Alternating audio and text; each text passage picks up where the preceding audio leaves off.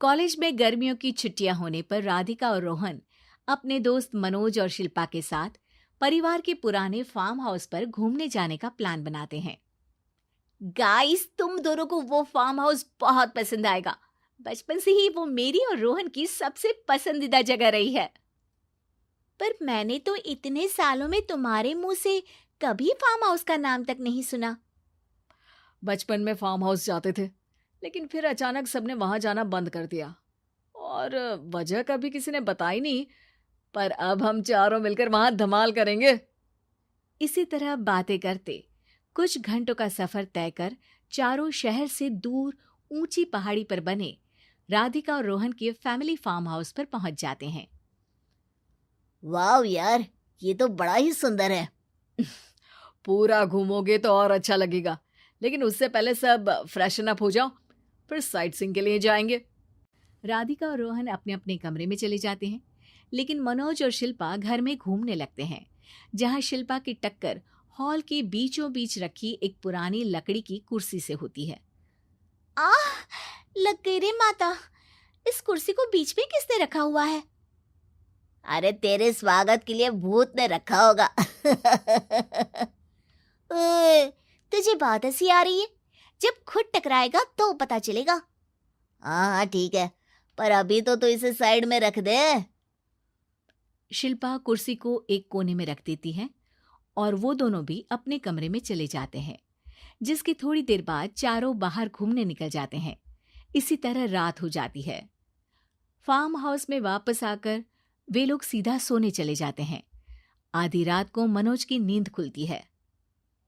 बड़ी तेज प्यास लगी है, पानी साथ लेकर सोना चाहिए था।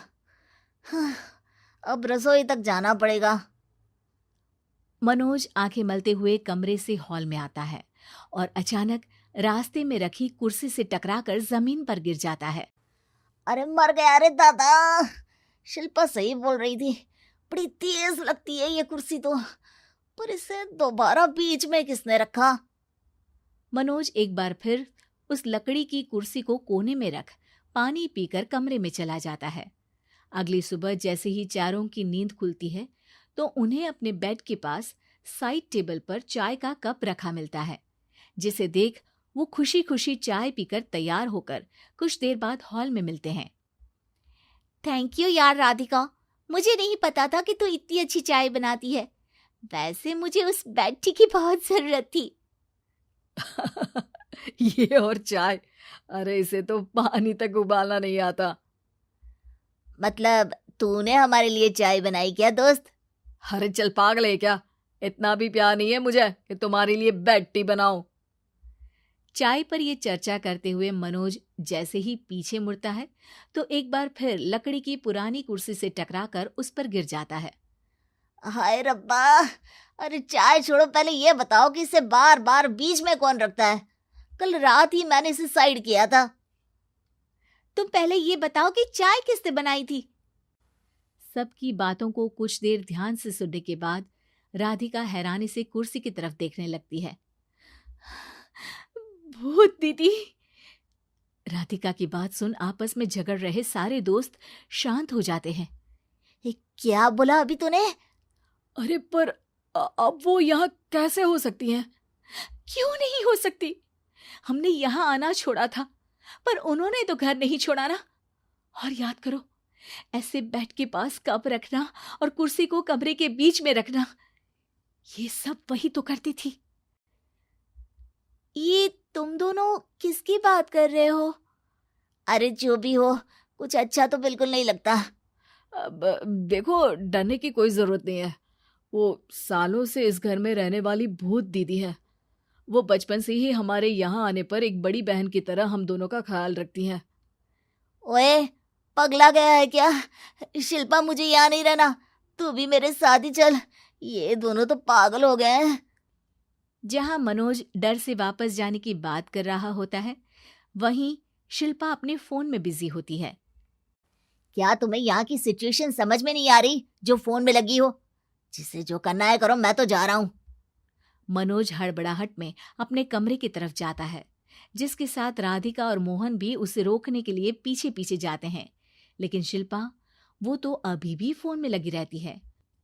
कुछ देर बाद जब वो तीनों दोबारा हॉल में वापस आते हैं तो शिल्पा को सबके पैक्ड बैग्स के साथ देखकर हैरान रह जाते हैं। ये सब क्या है शिल्पा? यहाँ हम इसे समझा रहे हैं और तुम हमारे बैग्स भी पैक कर कर लेकर आई। अरे आखिर में फोन से बाहर निकलकर कुछ किया तो सही इसने। दोस्तों देखो, कल से हम यहाँ हैं। भूत दीदी ने कुछ किया नहीं ना? फिर डर क्यों रहे हो? 4 दिन और रुकोगे तो पता चलेगा कि क्या होगा। मतलब? इस पर शिल्पा उन तीनों को फार्म हाउस से बाहर लाकर फोन में पुरानी न्यूज का आर्टिकल दिखाती है। सालों पहले यहाँ रह रही औरत ने अपने दोनों बच्चों को सुबह सुबह दूध में जहर पिलाकर मार दिया और फिर हॉल में उस कुर्सी पर खड़े होकर खुद भी फांसी लगा ली थी। तुम्हारी बातों से मुझे इस केस की याद आ गई। गूगल किया तो पता चला कि ये वही फार्म हाउस है। अभी भी यहाँ रहना चाहते हो जिससे कुछ दिनों में वो सबको थोड़ा थोड़ा जहर देकर मार दे? अरे पर ये दोनों तो बचपन से यहाँ आ रहे हैं, फिर इन्हें अभी तक कुछ क्यों नहीं हुआ? वो तो पापा बताते हैं कि हम आते थे। हाँ, और मुझे भी एक बार का ही याद है। वाह, और कहानियां तो ऐसे सुना रहे थे जैसे सदियों से यहीं रहते हो। तीनों ये बात कर ही रहे होते हैं कि अचानक फार्म हाउस में से एक आवाज सुनाई देती है। मैं यहाँ किसी को जिंदा नहीं रहने दूंगी, किसी को नहीं।